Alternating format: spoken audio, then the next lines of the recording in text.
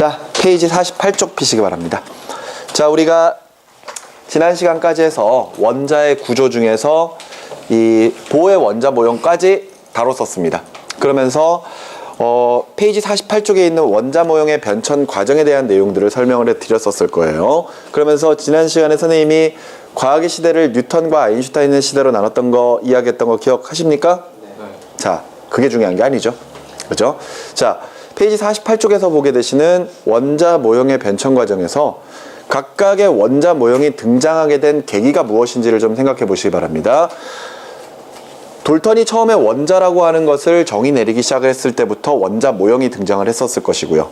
톰슨이 전자를 발견했기 때문에 원자 모형의 변화가 일어났죠. 그러나서 또다시 러더퍼트는 원자 핵을 발견했기 때문에 또다시 원자 모형의 변화가 일어났었습니다. 근데 이후에 보어의 원자 모형이 등장하게 된 계기는 두 가지의 이유라고 볼 수가 있어요. 첫 번째가 수소 원자의 선 스펙트럼, 그죠? 그리고 원자의 안정성을 설명할 수가 없었다라는 거, 그지? 그것 때문에 보어의 원자 모형이 등장을 하게 된 거였죠.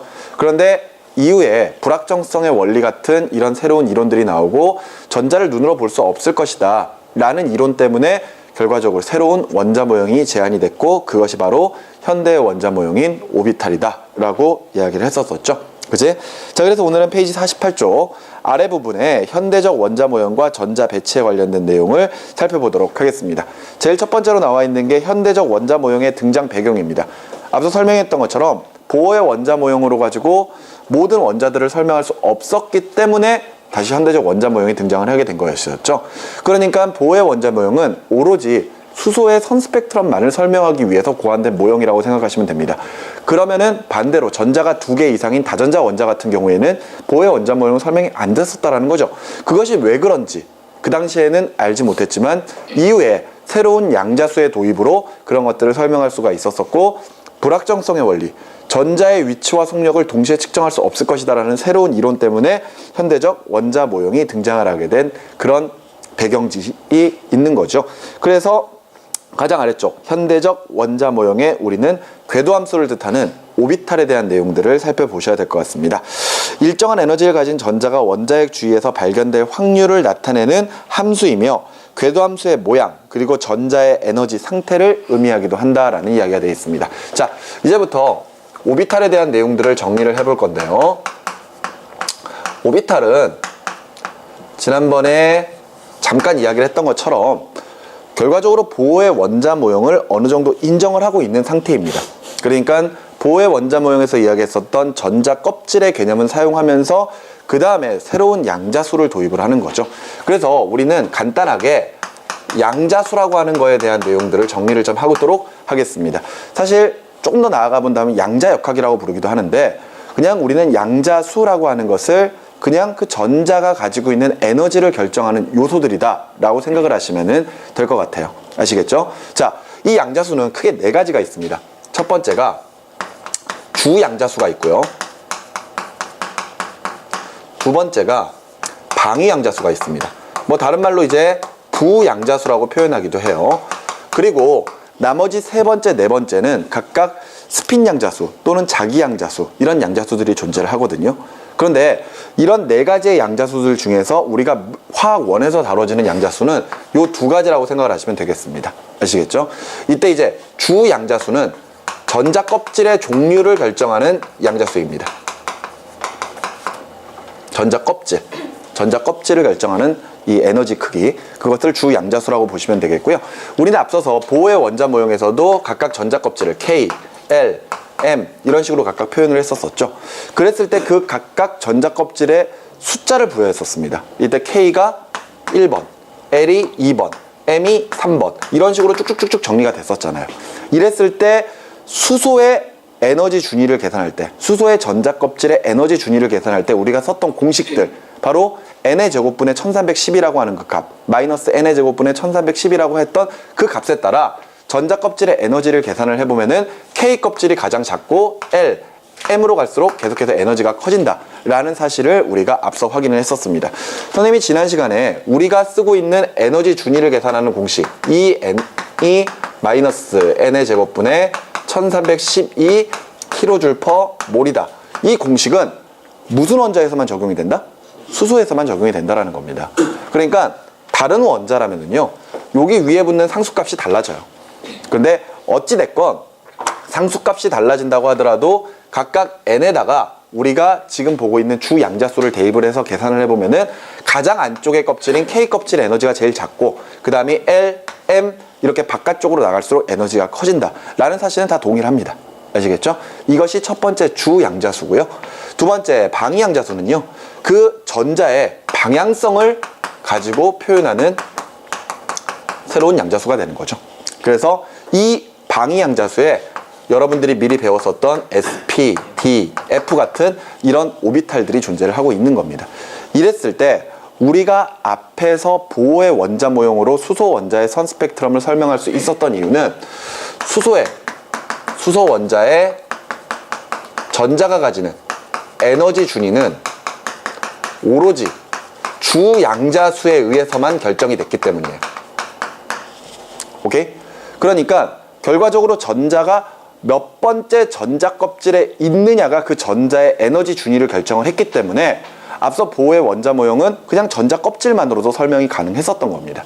하지만 수소 원자를 제외한 전자가 2개 이상인 다전자 원자의 에너지 준위는 주 양자수에 의해서도 결정이 되지만 그것뿐만이 아니라 방위 양자수나 또는 이후에 다른 양자수에 의해서도 에너지 준위가 결정된다는 사실을 알게 된 거죠. 그렇기 때문에 예를 들어 보호의 원자 모형으로 다전자 원자의 선 스펙트럼들을 설명하다 보면은 나오지 않아야 될 위치에 선들이 나타난다거나 또는 하나였던 선인 줄 알았는데 2개 이상의 선들이 겹쳐 있다거나 이런 식의 현상들이 나타나게 됐었던 겁니다. 그죠? 자, 그래서 우리는 이제 다전자 원자의 에너지 준위를 설명하기 위해서 오비탈의 개념을 다시 한번 좀 살펴봐야 되는 거예요. 이때 앞서 봤었던 방위 양자수가 이런 식의 오비탈들이 존재를 한다면은 이때 각각의 오비탈의 종류에 따라서 에너지 크기가 다른 거고 S보다 P, P보다는 D, D보다는 F 오비탈이 더 에너지 준위가 크다라는 사실로 우리가 익히 들어 알고 있습니다. 자, 그런 내용들을 이제 정리를 할 것이고요. 자, 페이지 49쪽에 보시면 사이언스 디저트에 오비탈의 그림 표현이 나와 있습니다. 여기에 나와 있는 오비탈은 우리가 보는 오비탈 중에 가장 기본이 되는 오비탈인 S오비탈에 관련된 그림이죠. 먼저 S오비탈에 대한 내용부터 정리를 좀 하고 가도록 하겠습니다. 자, S오비탈은 구형의 오비탈이죠. 모양은 완전히 동일한 구형으로 생겼고요. 그리고 이 오비탈은 방향성이 존재하지 않습니다. 그리고 한 종류밖에 존재하지 않고요. K 껍질부터 존재하는 오비탈이 S오비탈이죠. 자, 이때 우리가 보는 오비탈이라고 하는 것은 전자가 발견될 확률만 표현한 것을 오비탈이라고 표현을 하고 있습니다. 앞서 불확정성의 원리에 따라 전자의 위치와 속력을 동시에 측정할 수가 없기 때문에 전자가 여기에 있다라고 확정을 지을 수가 없는 거예요. 그러니까 그나마 전자가 발견될 확률이 요 지점은 몇 퍼센트, 요 지점은 몇 퍼센트 이렇게 표현할 수가 있게 되는 거죠. 그랬을 때 그 확률 자체는 낮을 수도 있고 높을 수도 있다는 겁니다. 그랬을 때 3차원적인 모습에서 그 전자들이 발견될 확률이 있는 지점들을 점으로 표현하기 시작을 하는 거죠. 그죠? 이렇게 해서 점으로 표현한 모형을 우리가 점밀도 모형이라고 각각 표현을 합니다. 여기 부분 수업할 때 점을 막 찍잖아요.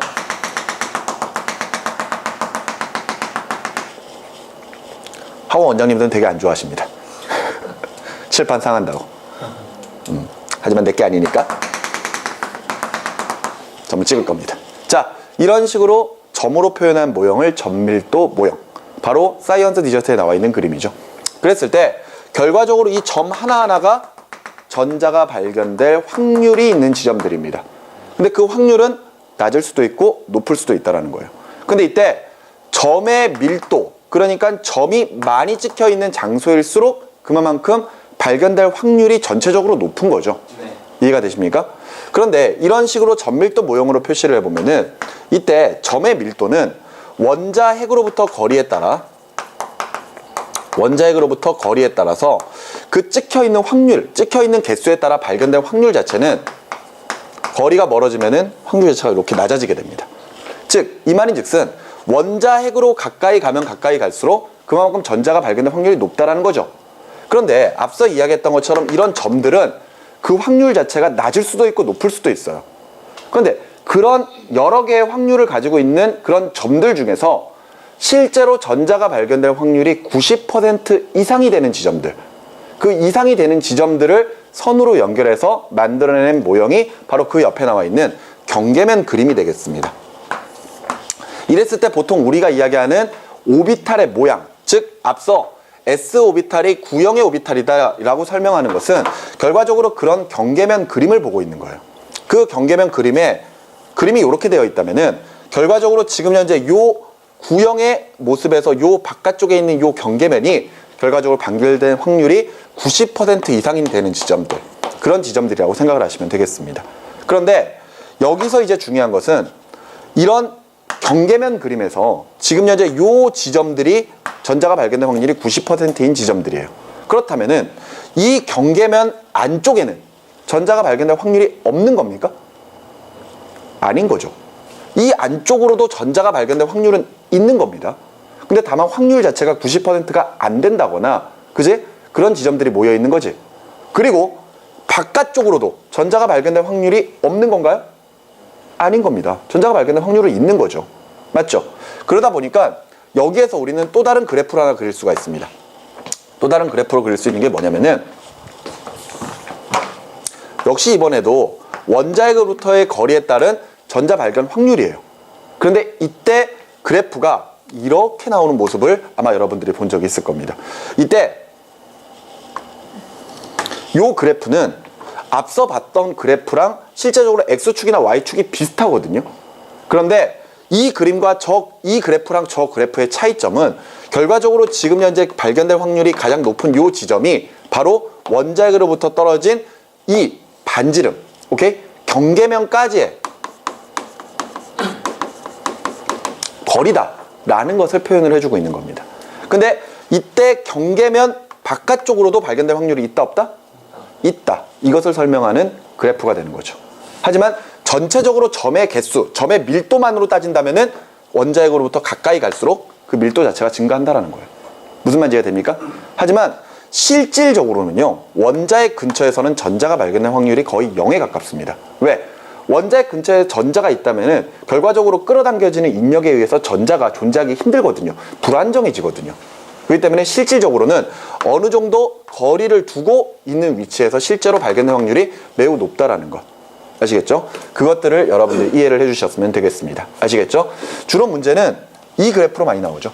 그지? 근데 이 그래프는 전체적인 확률, 즉 점의 밀도로 가지고 표현한 것이라는 것을 기억을 해두시고요. 이 그림은 확률함수, 그러니까 90% 이상이 되는 지점들을 선으로 연결했을 때 나타나는 그래프라는 거, 그 두 가지를 서로 구별지어서 여러분들이 정리를 해주시면 되겠습니다. 아시겠습니까? 자, 그러면서 S오비탈은 구형의 오비탈이라고 그랬어요. 그래서 앞서 봤었던 경계면 그림에 따라 지금 현재 그림을 이렇게 그릴 수가 있는 거죠. X축, Y축, G축이 있을 때 이때 경계면이 이렇게 완전한 구형 형태가 나타나는 것. 이것을 우리가 S오비탈이라고 표현하게 되고요. 방향성이 없다라는 말은 원자핵으로부터 X축으로든 Y축으로든 G축으로든 동일한 거리를 가게 되면은 이때 전자가 발견될 확률은 어디에서나 동일하다라는 것을 설명하는 내용입니다. 그죠? 그러면서 K 껍질부터 한 종류씩 존재를 한다. 그 말인즉슨 수많은 전자 껍질의 S오비탈은 다 한 종류씩 존재한다라는 거. 그러니까 K 껍질이 있고 L 껍질이 있고 M 껍질이 있다면은 K 껍질에도 S오비탈이 하나, L 껍질에도 S오비탈이 하나, M 껍질에도 S오비탈이 하나, 이런 식으로 존재한다라는 거죠. 근데 이런 식으로만 적어버리면은 결과적으로 그 오비탈을 표현하기가 굉장히 힘들어지고 구별하기가 어려워지기 때문에 각각의 오비탈 앞쪽에다가 주 양자수의 숫자를 부여해서 1s, 2s, 그 다음에 3s 이런 식으로 이제 표현을 하게 되는 거죠. 자, 이것이 결과적으로 S오비탈이었습니다. 자, 이런 내용들이 지금 현재 페이지 49쪽의 중간부터 나와 있는 거죠. 공 모양으로 만든 모든 전자 껍질에 존재하는 오비탈이고요. 방향에 관계없이 핵으로부터 거리가 같으면 발견될 확률이 모두 같습니다. 1s랑 2s 오비탈은 모양이 같지만 2s 오비탈이 1s 오비탈보다 크기가 클 수밖에 없어요. 왜? 쉽게 얘기해서 이 s 오비탈이라고 하는 게 전자 껍질에 존재하는 거다 보니까, 그지?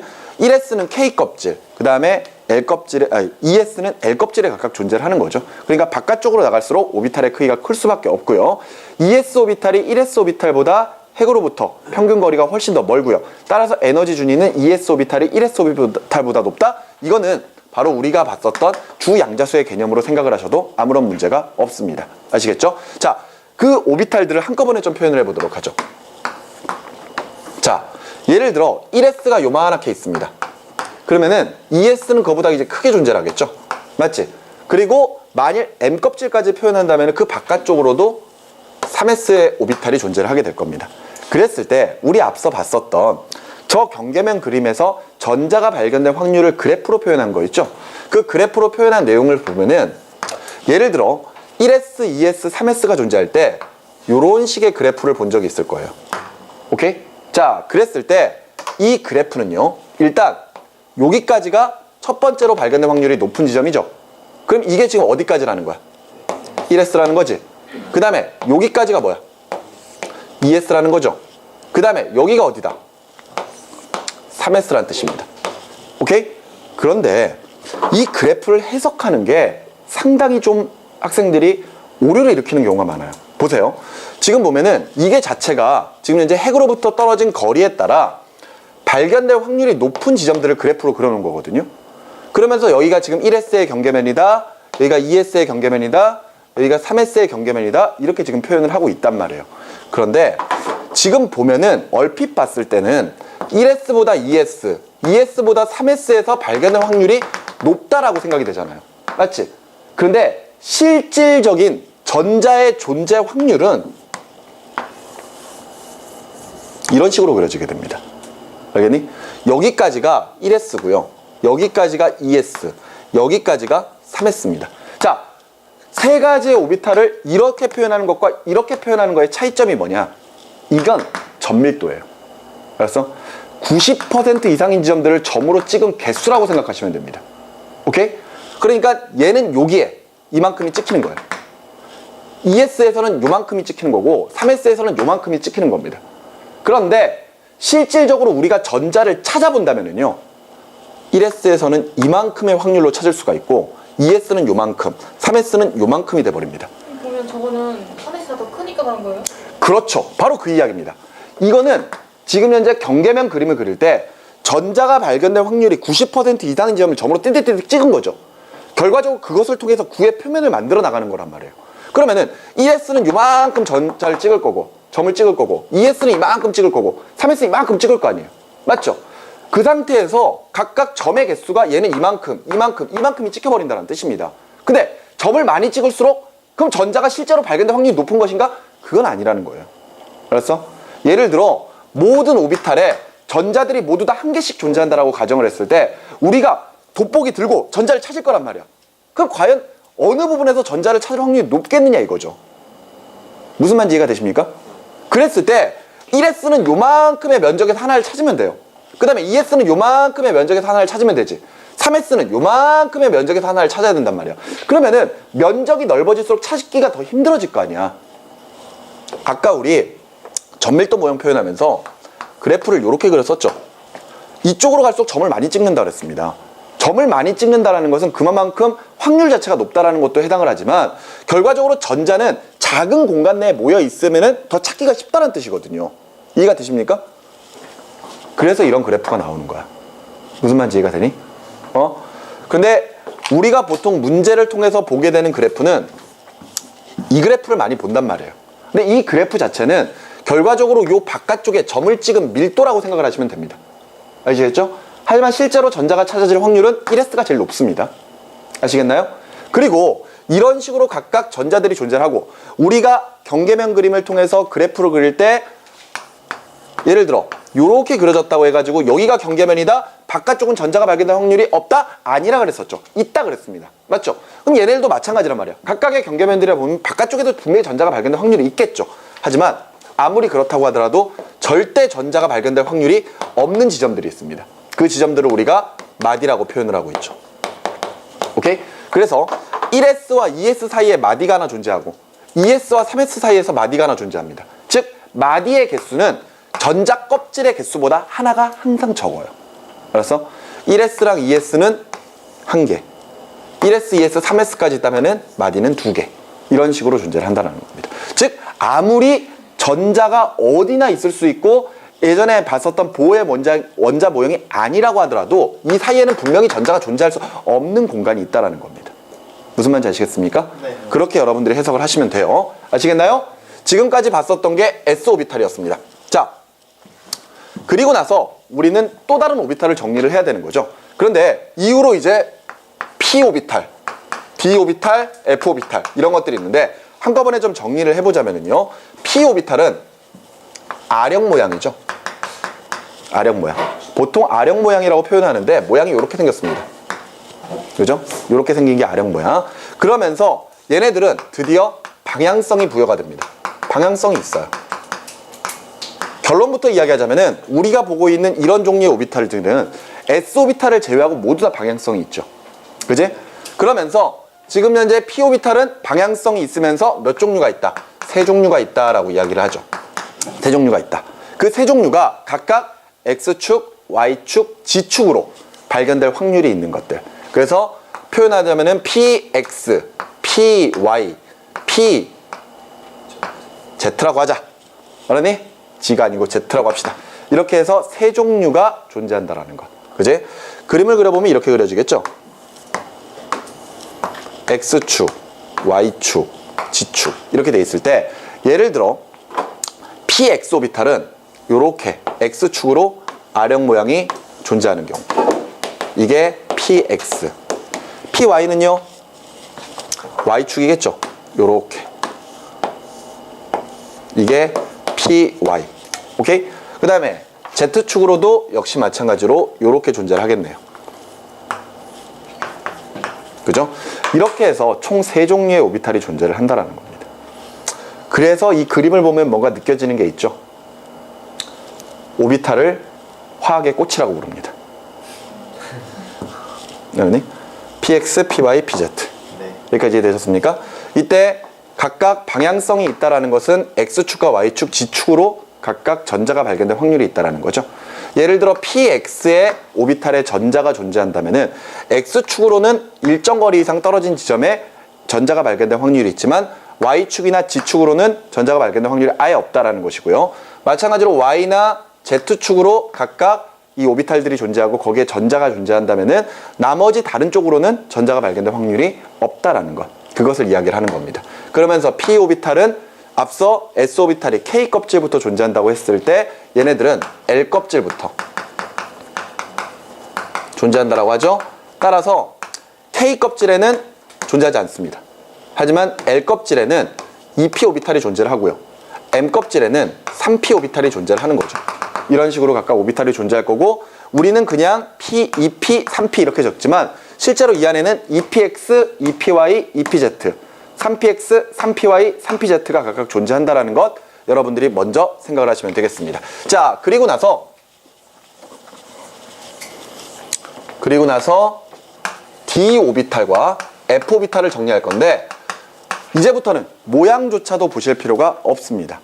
D 오비탈은 모양이 점점 복잡해져요. 그렇기 때문에 실제 거의 일반 교재에서 D 오비탈에 관련된 모양, F 오비탈에 관련된 모양을 살펴볼 수가 없습니다. 자, D 오비탈은 방향성이 있다라는 거. 당연히 방향성이 있겠죠. 그리고 5종류가 존재하고 이번에는 M 껍질부터 존재한다라는 거. 이것만 기억을 하시면 되겠습니다. 오케이? 자, 5종류가 존재합니다. 그리고 F 오비탈은요. 역시 방향성이 있습니다. 그리고 종류는 7종류라는 거. 그리고 전자 껍질은 N 전자 껍질부터 존재한다. 여기까지만 정리를 하시면 되겠죠. 그러면은 우리가 지금까지 했었던 SPDF를 각각 전자 껍질에다가 배치를 해보면은요, K 껍질, L 껍질, M 껍질, N 껍질 이렇게 존재를 할 때 K 껍질부터 S 오비탈들이 모두 존재를 합니다. 그랬을 때 1s, 2s, 3s, 4s 이렇게 표현을 할 것이고요. 그 다음에 P 오비탈은 L 껍질부터. 그러니까 여기에 2P가 존재를 하겠죠. 여기에도 3P가 존재하겠죠. 여기에도 4P가 존재를 할 겁니다. 맞죠? 그리고 D 오비탈은 세 번째 M 껍질부터 있으니까 3D 있고요. 4D 있고요. 맞죠? F는 네 번째 전자 껍질부터 있으니까 4F가 있을 것이고요. 이런 식으로 정리가 될 겁니다. 맞죠? 자, 이런 내용이 페이지 49쪽 그리고 50쪽까지에 해당하는 내용들입니다. 그러면서 50쪽에 제일 위쪽에 오비탈의 표시는 지금 좀 전에 봤던 것처럼 오비탈의 종류를 쓰고 앞쪽에다가는 뭘 부여한다? 주양자수를 부여한다라는 것. 그지? 그리고 예를 들어 방향성이 있다면은 이쪽, 이쪽, 이쪽 여기다가 이제 방향성들을 적어줘야 되겠죠. 하지만 어차피 S는 방향성이 없으니까 무시해버려도 상관이 없고요. 그지? P부터는 X, Y, Z. 그 다음에 D 같은 경우에도 뭐 X제곱 마이너스 Y제곱 뭐 이런 식으로 해서 방향성을 부여한단 말이에요. 그런데 우리가 보는 화1에서는 절대 D나 F 오비탈의 방향성을 표시하는 경우는 절대 없습니다. 그러니까 무시하셔도 상관이 없고요. 그리고 이후에 요 위쪽에다가 각각의 오비탈에 포함되어 있는 전자의 수를 적어줌으로써 오비탈을 표시한다라는 거. 그 정도까지 이해하시고 다섯 번째, 각 전자 껍질의 오비탈의 수와 최대 수용 전자 수를 살펴봅니다. 자, 요거 보세요. 이런 것들이죠.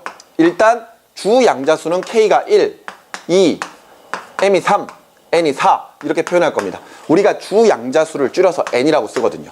맞지? 그러니까 각각 N은 1, 2, 3, 4 이렇게 표현할 겁니다. 이때 오비탈의 종류는요. 얘는 S가 하나밖에 없죠. 한 가지.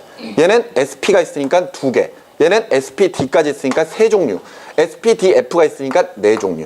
따라서 오비탈의 종류는 주 양자수와 같습니다. 그죠?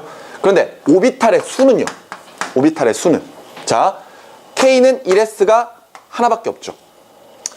L 껍질에서는 1S의 하나에 2P의 3개니까 총 몇 개? 4개. 그죠? 그리고 M 껍질에서는 S 하나, P 3개, D 5개니까 총 9개. 그죠? 그리고 N 껍질은 S 하나, P 3개, D 5개, F가 7개니까 총 몇 개? 16개. 이렇게 정리가 되기 때문에 오비탈의 수는 N의 제곱에 해당을 합니다. 그죠? 그런데 그 다음에 최대 수용 가능한 전자의 수를 우리가 2N의 제곱이다 이렇게 표현하고 있습니다. 그래서 정리해보면 2개, 8개, 18개, 32개 이렇게 표현을 하고 있는데 이것 자체는 뒤에 가서 오비탈의 전자 배치 원리를 보면 알 수가 있는 거죠. 그죠? 그러면서 이런 것들 외우시면 안 됩니다. 외우는 거 아니에요. 알겠죠? 저런 것들 외우는 게 아니라는 거 다시 한번 좀 강조를 하고 여러분들이 잘 생각을 하시면 됩니다. 그러면서 문제에서는요. 여러분들에게 저 오비탈의 종류가 몇 가지인가 또는 오비탈의 수가 몇 개인가 이런 식으로 나누어서 여러분들에게 물어볼 겁니다. 아시겠죠? 실질적으로 오비탈을 처음 배우는 상황이라면은 당연히 오비탈 자체가 헷갈리기 시작을 할 거예요. 그런데 이미 여러분들처럼 오비탈을 이미 배우고 뒤에 있는 내용까지 다 배운 상태에서 지금 수능 특강으로 수능을 준비하는 입장이라면은 이런 것들을 헷갈리진 않을 겁니다. 그러면서 문제를 풀어봤을 때 문제에서 틀리는 포인트는 저거예요. 종류를 물어보느냐, 수를 물어보느냐. 알겠니? 전자가 채워진 오비탈의 종류는 하고 물어보는 것과 전자가 채워진 오비탈의 총수는 하고 물어보는 것. 그 두 가지가 서로 다른 답안을 낼 수가 있다는 거. 그것을 여러분들이 잘 기억을 해 두셨으면 좋겠습니다. 아시겠죠? 자, 그러면서 이제 현대적 원자 모형의 바닥 상태의 전자 배치, 바로 전자 배치의 원리를 정리하시면 되겠죠? 전자 배치의 원리. 이때 우리가 전자를 배치해 나가는 과정에서 두 가지, 바닥 상태랑 들뜬 상태, 이렇게 두 가지로 가지고 표현을 하죠. 이때 바닥 상태, 그라운드 스테이트입니다. 그죠? 가장 에너지가 작아서 안정한 상태. 그것을 바닥 상태라고 이야기하고요. 들뜬 상태는 바닥 상태보다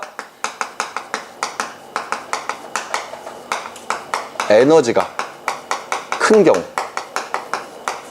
그런 경우를 들뜬 상태, excited state라고 표현을 하죠. 그지? 이렇게 이제 두 가지가 있는데 우리는 전자 배치의 원리 세 가지를 통해서 그 세 가지를 모두 만족하는 상태를 바닥 상태다라고 정의를 내리고 있습니다. 그죠? 그 세 가지의 원리 차근차근 봅니다. 첫 번째가 싸움의 원리죠. 자, 싸움의 원리는요, 전자를 배치해 나갈 때 에너지가 작은 오비탈부터 전자를 채워나간다. 이것이 싸움의 원리였습니다. 앞서 우리는 보호의 원자 모형으로 수소의 에너지 준위를 설명할 수 있었습니다. 그런데 그게 가능했었던 이유는 수소는 오로지 뭐에 의해서만 영향을 받았기 때문에 주양자수에 의해서만 영향을 받았기 때문에, 즉 수소 역시도 각각의 오비탈들이 존재를 합니다. 당연히 K 껍질에는 1s가 존재를 했었을 거고, 그 다음에 L에는 2s랑 2p, M 껍질에는 3s, 3p, 3d가 존재를 했을 거고, 그 이후로도 4s 이런 식으로 계속 존재를 했겠죠. 그런데 이때 수소 원자 같은 경우에는 전자 하나가 어떤 오비탈에 들어있든지 간에 오비탈의 종류랑은 상관없이 전자 껍질의 종류에만 영향을 받았다는 겁니다. 따라서 첫 번째 K 껍질의 에너지가 가장 작기 때문에 1s의 에너지가 제일 작고요. 그 다음에 두 번째 껍질에 있는 2s랑 2p 중에서 실질적인 오비탈의 에너지는 s보다 p가 더 크지만 수소는 상관이 없었죠. 그렇기 때문에 2s랑 2p 같았고요. 특히나 2p 오비탈 같은 경우에는 종류가 세 가지가 있었습니다. 그런데 이 경우는 수소 원자든 아니면 다전자 원자든 간에 방향성만 다른 거지 결과적으로 EPX나 EPY나 EPZ의 에너지 크기는 어떻다? 같다라는 것. 맞지? 그러니까 상관이 없었던 거고요. 그리고 나서 3s는 세 번째 전자 껍질이니까 EP보다 에너지 클 거고 나머지 다 같을 거고, 그리고 나서 4s로 갈수록 에너지가 커지겠죠. 그러니까 결과적으로 수소 같은 경우에는 전자가 하나밖에 없으니까 무조건 전자를 어디에 채워야지 바닥 상태다? 1s에 채워야지 바닥 상태다. 맞죠? 하지만 예를 들어서 1s가 아닌 2s나 2p 또는 3s, 3p, 3d 또는 4s 어딘가에다가 전자가 채워져 있다면은 그것은 바닥 상태보다 에너지가 크니까 무슨 상태다? 들뜬 상태다. 이렇게 표현할 수가 있는 거죠. 자, 그런데 문제는 다전자 원자의 에너지 준위였습니다. 다전자 원자는 앞서 봤던 것처럼 주양자수에 의해서도 결정이 되지만 뭐에 의해서도? 방위양자수에 의해서도 영향을 받습니다. 이때 방위양자수가 SPDF 같은 오비탈이 있을 때 S보다는 P, P보다는 D, D보다는 F 오비탈이 더 크다라는 것. 맞지? 이후로도 또 다른 오비탈이 존재해요. 하지만 실질적으로 우리가 문제를 통해서도 D나 F도 잘 안 봅니다. 맞죠? 그러니까 그냥 이 정도까지만 봐도 충분하고요. 이때 오비탈의 에너지 준위를 각각 적어보면은 1s가 제일 작죠. 그 다음이 2s랑 2p 오비탈이 있을 텐데 이때 같은 전자 껍질에 있는 s랑 p 오비탈이라고 하더라도 방위양자수에 따라 s보다는 p가 더 크다라는 거. 맞지? 하지만 여기서도 2px, 2py, 2pz가 존재를 한다면은 얘네들은 어떻다? 같다라는 거. 맞지? 자, 그리고 나서 어디로? 3s로 넘어갑니다. 그리고 나서 3p로 넘어가죠. 그런데 여기서 문제가 생긴 게 3p 다음에 3d가 아니라 뭐였죠? 4s. 그 다음이 3d. 그 다음이 3p. 4p. 이런 순서가 돼버렸습니다. 맞죠? 그러니까 지금 현재 수소랑 비교를 해보면은 일단 같은 전자 껍질에 있어도 오비탈의 종류가 다르면은 에너지가 다르다는 걸 볼 수가 있습니다. 특히나 또 하나, 요 관계를 좀 살펴보면은 세 번째 전자 껍질에 있는 3s, 3p, 3d 중에 4s가 도리어 3d보다 에너지가 더 작을 수 있다는 거. 맞지? 요게 약간 좀 특이하게 나타나는 현상이었습니다. 자, 그래서 이것을 그래프로 표현을 하죠. K 껍질, L 껍질, M 껍질, N 껍질, 무한대. 이렇게 존재를 한다고 쳤을 때 수소 같은 경우에는 1s 여기, 그지? 수소까지 해버릴까? 1s 여기. 그 다음에 2s는 여기에 있다라고 가정을 하면은 2p도 여기에 있는 거죠. 맞지? 그래서 3s 여기, 3p 여기, 그리고 3d가 옆에 있을 거고, 그 다음에 4s. 뭐 이런 식으로 존재하는 거죠. 맞지? 여러분들 지금 보고 있는 그래프의 y축은 에너지 크기라는 걸 잘 기억하셔야 됩니다. 알겠습니까? 따라서 이런 관계가 성립을 하기 때문에 수소 같은 경우에는 예를 들어 2s에서 1s로 전자가 전이 되건 2p에서 1s로 전자가 전이 되건 똑같은 에너지를 방출하게 됐었던 거죠. 그러니까 선이 하나밖에 안 나타났던 거고, 2s랑 2p 사이에서 왔다 갔다 하는 경우에는 전자의 에너지 준위가 달라지지가 않았었습니다. 그러니까 전자의 에너지 흡수 또는 방출이 전혀 일어나지 않는 거죠. 그런데 다전자 원자는 어떻습니까? 아깝다.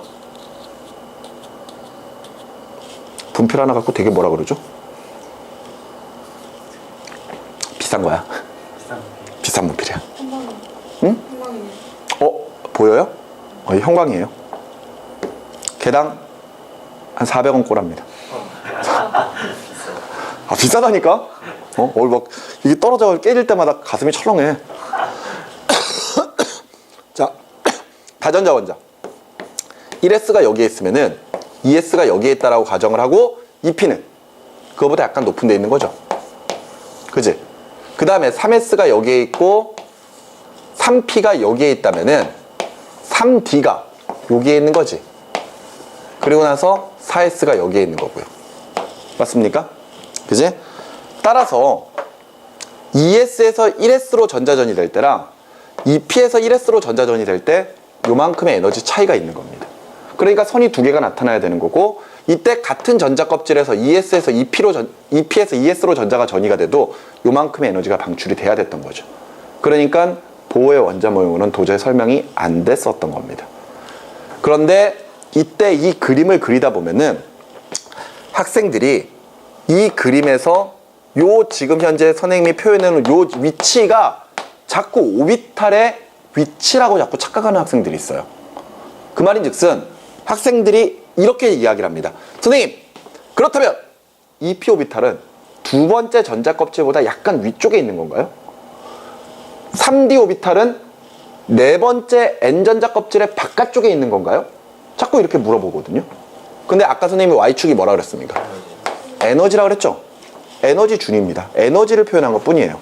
그러니까 기준점을 1s, 2s, 3s, 4s로 놓고 봤을 때 이때 3d가 4s보다 에너지가 크다라는 걸 표현하는 거지, 위치가 4s의 바깥쪽에 있다는 뜻이 아니죠. 얘네들은 모두 다 3s든 3p든 3d든 다 어디에 있는 거야? M껍질에 존재를 하는 거죠. 맞지? 이것을 이야기한다는 거. 그래서 이런 식으로 싸움의 원리를 보면은 다전자 원자는 전자를 1s부터 채우고, 그 다음에 2s 채우고, 그 다음에 2p 채우고, 3s 채우고, 3p 채운 다음에 4s 채우고, 그 다음에 3d로 넘어가 버린다는 거. 맞지? 이게 첫 번째 이야기하는 싸움의 원리였습니다. 맞습니까? 자, 우리가 지금 보고 있는 이 싸움의 원리부터는, 그러니까 전자 배치의 원리는 결과적으로 수소를 제외할 거예요. 왜? 수소는 전자가 하나밖에 없으니까. 맞지? 그러면 얘는 무조건 어디밖에 못 채워? 1s까지밖에 못 채워. 어차피 전자가 하나밖에 없으니까.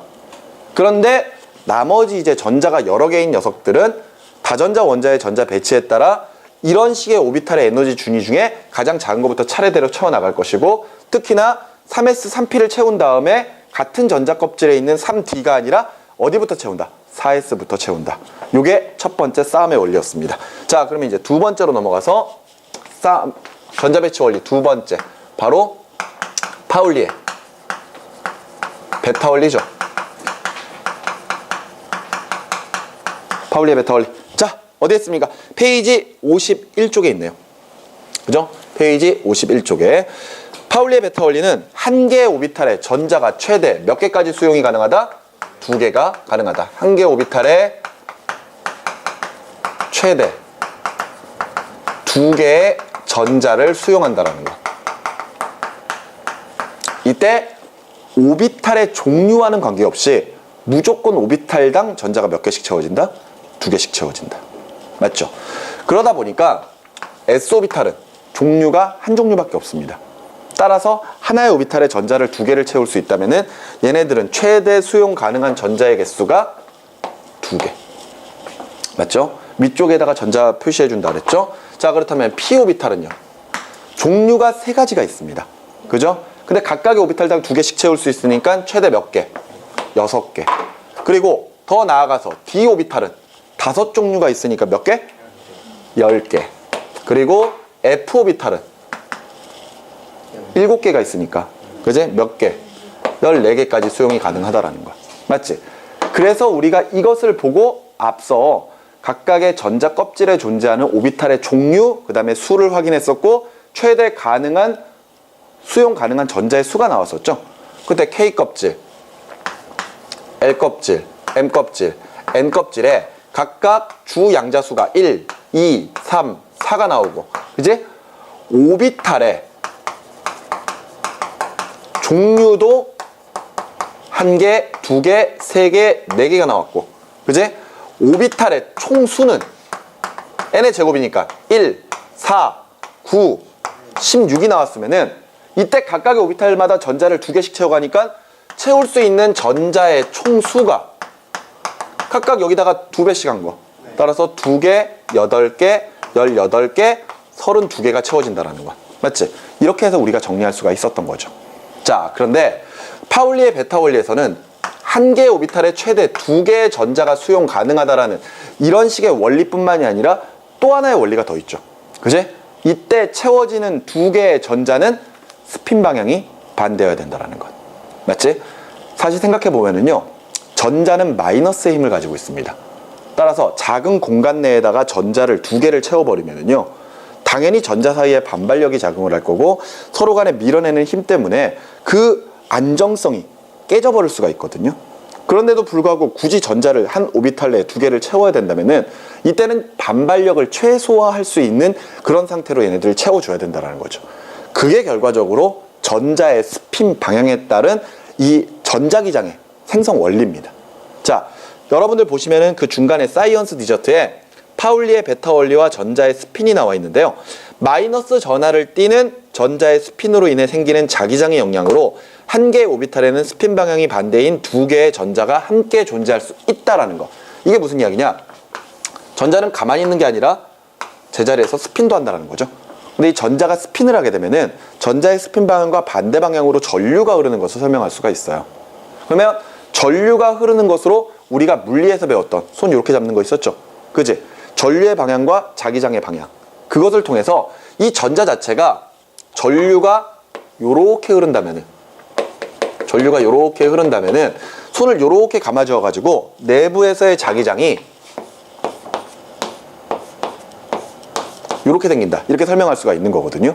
근데 이때 스핀 방향이 서로 반대인 전자가 2개가 작은 공간 내에 딱 들어가 주게 되면은 이때 서로 만드는 자기장이 서로 반대가 되면서 그 힘을 서로 상쇄시킬 수가 있거든요.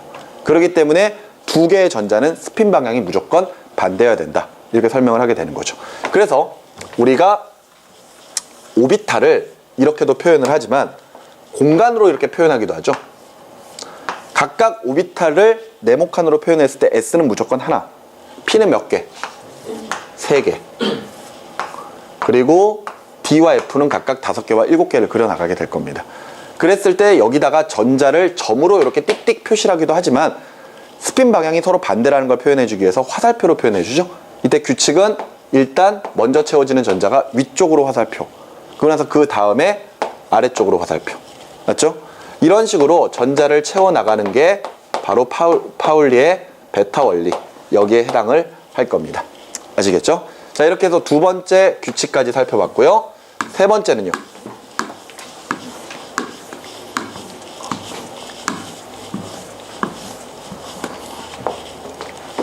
세 번째는 훈트의 규칙입니다.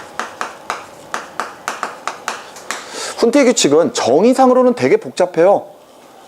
전자를 채워나갈 때 에너지 준위가 같은 오비탈이 있다면은 홀 전자의 수를 최대가 되도록 전자를 배치한다, 이 원리거든요. 그런데 이것을 그냥 예로 들면 되게 편하죠.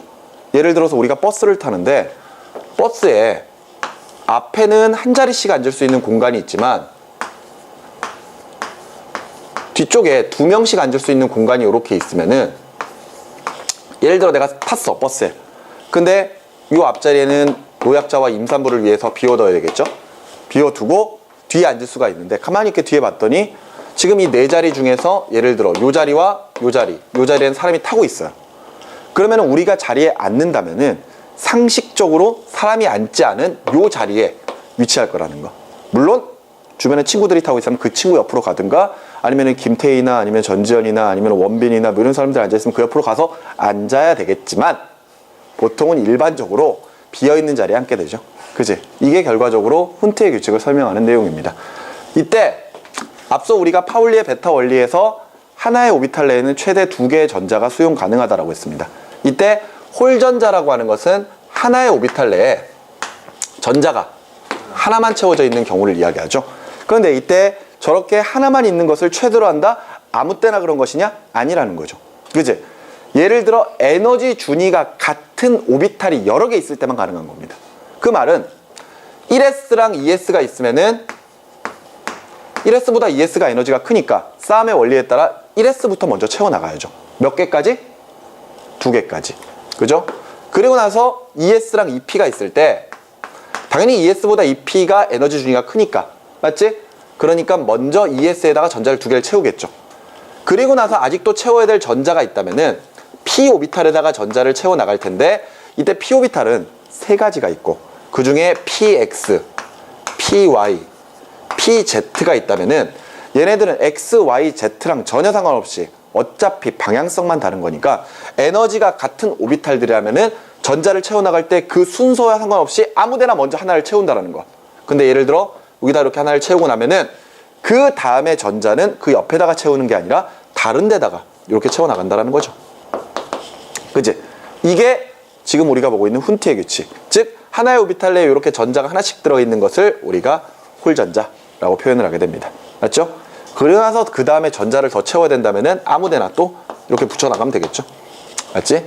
이것을 우리가 훈트의 규칙이라고 각각 표현을 하고 있습니다. 자, 이 훈트의 규칙 페이지 51쪽까지 나와 있는 내용이죠. 여기까지 되셨습니까? 이때 우리가 앞서 봤었던 싸움의 원리, 그 다음에 파울리의 베타 원리, 그리고 훈트의 규칙, 이 3가지를 모두 만족하는 전자 배치가 바로 바닥 상태의 전자 배치라는 것. 맞지? 자, 그래서 이제 우리가 각각 전자를 배치를 해볼 건데 이런 거죠. 자, 예를 들어서 원자 번호 3번 리튬부터 한번 해볼까요? 원자 번호 3번 리튬은 양성자수가 3개니까 전자의 수도 몇 개? 3개.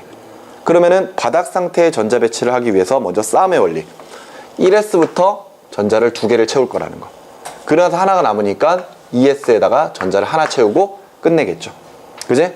자, 원자 번호 8번 산소 같은 경우에는요. 7번부터 할까?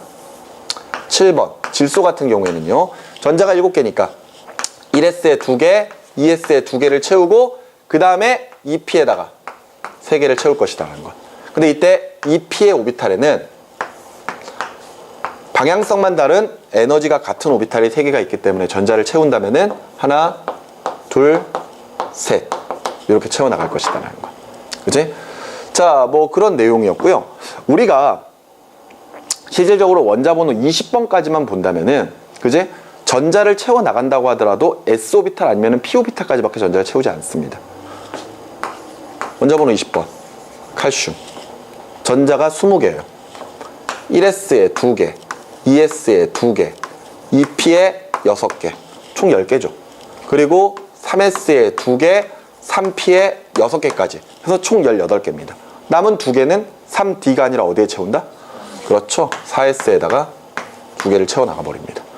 우리가 실질적으로 문제에서 보는 거는 원자 번호 20번 때까지밖에 보지 않기 때문에 이 정도가 최선이라고 생각하시면 돼요. 맞죠? 그런데 혹시 모르잖아요. 원자 번호가 20번 이상인 경우.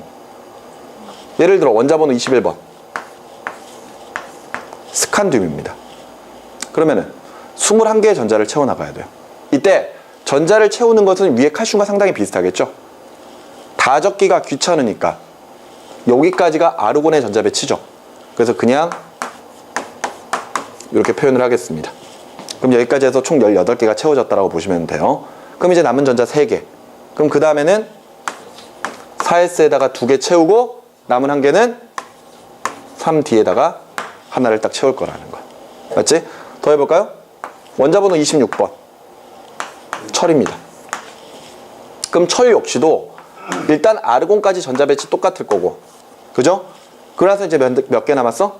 8개 남았지? 그러면은 4S에 2개 채우고 그 다음에 3D에 몇 개 채우면 되죠? 3D에? 8개 남았으니까 6개 채우면 되겠죠. 이렇게 해서 끝난다라는 거. 3D는 몇 개까지? 10개까지 채울 수가 있기 때문에 계속해서 이렇게 채워나갈 겁니다. 이해가 되시나요? 이런 식으로 해서 전자 배치를 할 건데 그리고 나서 이제 여러분들에게 물어보는 게 원자과 전자의 수죠. 맞죠? 예를 들어서 보호의 원자 모형 같은 그림을 그려놓고 원자과 전자가 몇 개야? 또는 주기율표를 그려놓고 원자과 전자가 몇 개야? 이러면은 절대 안 틀립니다, 여러분들. 그죠? 안 틀려요. 왜? 원자과 전자는 가장 바깥쪽에 있는 최외곽 전자의 수를 의미하니까. 그림 그려져 있는 거 그대로 보고 몇 개인지 세면 되는 거고. 아니면은 우리가 보는 주기율표에서는 원자과 전자의 개수가 족번호의 끝자리랑 일치한다라는 거. 그지?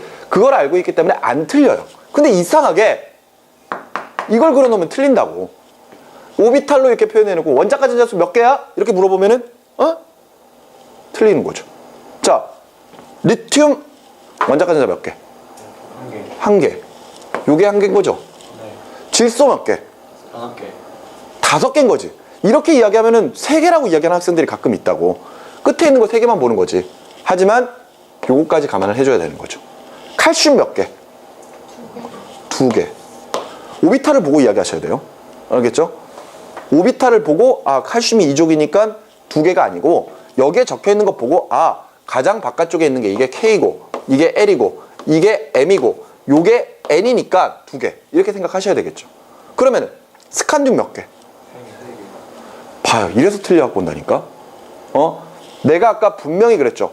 3D의 오비탈이 4S 바깥쪽에 있는 거라 그랬습니까? 아니죠. 어디에 있다 그랬습니까? 세 번째 전자 껍질에 있다고 하지 않았었나요? 다시 적어보죠. 요거 보세요. 1S2, 2S2, 2P6, 3S2에 3P6죠. 그런 다음에 4S에 2개 채우고 3D에 1개 채운 거지. 근데 3D는 여기에 있는 거야. 3D에 하나. 4S에 몇 개? 2개. 됐습니까? 여기가 K 껍질이죠. 여기가 뭐야? L 껍질이지. 여기까지가 M 껍질이죠. 얘 혼자 N 껍질이잖아. 근데 스카님은 몇 쪽이에요? 이거 3족입니다. 3족. 그러면 지금 현재 이 상태로 보면 원자과 전자 몇 개야? 원자과 전자 몇 개야? 2개예요. 요거 2개잖아. 다시 요거 보세요. 철. 원자과 전자 몇 개? 2개입니다. 저거부터는 저거랑 상관이 없는 거예요? 자, 그래서 설명을 해드릴게요. 이게 뒤에 가면 주기율표의 역사가 나옵니다. 그죠? 다음 단원에 주기율표의 역사가 나오는데 미리 잠깐 좀 설명을 해드리면은 우리가 보고 있는 주기율표의 모양은 이렇게 생겼죠. 그죠? 그래서 주기가 1주기부터 7주기가 있고 조기 1족부터 18족까지가 있단 말이에요. 근데 우리가 원자번호 1번부터 20번까지를 외우면서 그걸 주기율표 모양대로 외워나가면은 모양을 이렇게 안 그리잖아요. 모양을 이렇게 간단하게 그리지 않습니까? 그죠? 네. 이렇게 그리는 이유가 주기는 1주기부터 4주기까지가 있는데 조기 1족 한 다음에 2족 그리고 나서 그 다음에 뭐야? 그렇죠. 13족이 나오죠. 3족부터 12족이 없어요. 1번부터 20번까지 외우면은. 그렇기 때문에 바로 13, 14, 15, 16, 17쪽, 18쪽으로 넘어가 버린단 말이에요. 그러면서 이제 여러분들이 여기다가 쭉 배치를 했다면은 예를 들어 수소, 리튬, 나트륨, 칼륨 모두 1족 원소죠. 원자과 전자 몇 개? 1개. 이렇게 이야기하는 거죠. 베릴륨, 마그네슘, 칼슘 몇 개? 2개. 이렇게 이야기하는 겁니다. 플로린, 염소, 브로민, 아이오딘 몇 개? 7개. 헬륨, 네온, 아르곤, 크립톤, 제논 몇 개? 0개. 이렇게 표시를 해버리잖아요. 그러니까 18족 제외한 나머지 원소들은 족번호의 끝자리랑 일치해버립니다. 13족 3개, 14족 4개, 15족 5개, 16족 6개란 말이에요. 그래서 18쪽은 8개가라고 이야기하지 않고 0개라고 이야기를 해버리죠. 맞죠? 그런데 여기에서 우리가 1번부터 20번까지 외우면 이런 식의 규칙성을 나타내지만 실질적으로 전체적인 주기율표를 보면은 여기서부터가 3족부터 11족, 12족, 13족 쭉 가서 17족, 18족이 되거든요. 오케이? 네. 그랬을 때 우리가 외우고 있는 1번부터 20번 때는 여기랑 여기 공간인 거잖아. 그때 여기에서부터 여기까지가 없거든요. 맞지? 그러니까 그림을 아까 그렇게 그렸던 거야. 근데 실질적으로 원소들을 구별을 할 때 우리가 금속과 비금속으로도 구별하지만 전형 원소랑 전이 원소로도 구별하거든요. 그때 전형 원소랑 전이 원소는 이렇게 나눠가지고 여기 부분이 전형 원소예요. 전형 원소. 그리고 요 가운데가 전이 원소거든요. 그런데 전형 원소랑 전이 원소의 차이가 뭐냐면요. 전형 원소는 족번호의 끝자리랑 원자과 전자의 수가 일치합니다. 따라서 같은 족이면은 성질이 비슷하게 나와요. 우리가 1번부터 20번까지 외우면은 12번은 안 외우고 12족은 안 외우거든요. 하지만 12족도 원자과 전자가 모두 2개입니다. 알았니? 그러니까 전형 원소에 해당을 해요. 그런데 이때 전형 원소들은 전자를 배치해 나가다 보면은 가장 마지막에 있는 전자들이 S나 P까지밖에 안 채웁니다. 그러니까 원자 번호가 많아지면, 원자 번호가 커지면은 그때 D나 F를 채우게 되겠지만 D나 F를 다 채우고 나서도 마지막은 P나 S나 P 둘 중에 오비탈 중에 채우고 끝나버려요. 네. 오케이? 그런데 가운데 있는 전이 원소는 D나 F 오비탈까지 전자를 채우면서 끝나는 경우입니다. 그러니까 21번, 26번은 둘 다 뭐야? 전이 원소야. 여기에 지금 스칸듐이 있고 여기에 지금 철이 있는 거란 말이에요. 그런데 저 전이 원소들은요, 족번호의 끝자리와 원자과 전자의 수가 전혀 관계가 없습니다. 저기에 있는 전이 원소는 족번호가 몇 번이든지 간에, 자꾸 족족 이러니까 좀 이상하게 되네. 족번호가 몇 번이든지 간에 항상 원자과 전자의 수가 1개 아니면 2개예요. 따라서 얘네들은 원자과 전자가 1개 아니면 2개이기 때문에 너네 원자과 전자 1개인 녀석들이 뭐야? 알칼리 금속들이지. 네. 2개인 것들이 뭐야? 알칼리 토금속들이죠. 얘네들과 성질이 비슷합니다. 그래서 전이 원소에 해당하는 모든 원소들은 다 금속 원소들이에요. 여기까지 무슨 말인지 이해가 되시나요? 네. 그래서 얘든 다 원자과 전자가 2개밖에 안 나오는 거예요. 나와요, 근데? 네? 이거 나올 가능성은 희박합니다. 나올 가능성은 희박한데 지금 여기서 여러분들에게 이야기하고 싶은 건 이거예요. 여러분들한테 어떤 원소 X의 원자 번호를 가르쳐주고 그 원자 번호가 20번까지가 아닌 이 다음이라면은, 예를 들어 여러분들한테 그 녀석의 성질 자체를 물어보는 문제는 잘 안 나오겠죠. 하지만 딱 물어볼 수 있는 게 오비탈의 전자 배치를 통해서 원자과 전자의 개수가 몇 개인가, 그거 정도는 물어볼 수 있다고 생각을 합니다. 그러니까 살짝 교과 과정에서 약간 벗어나긴 하지만 교재 없는 건 아니거든요. 그죠? EBS 교재에 그 내용이 아예 없다면 언급조차도 안 했을 겁니다. 하지만 뒤에 주기율표의 역사에 전형 원소랑 전이 원소를 구별하는 게 있어요. 그렇다면은 오비탈의 전자 배치를 통해서 원자과 전자가 몇 개인 것 정도까지는 물어볼 수 있다라는 거죠. 그렇기 때문에 참고적으로 이야기를 한 겁니다. 안 나올 가능성이 높아요. 희박합니다.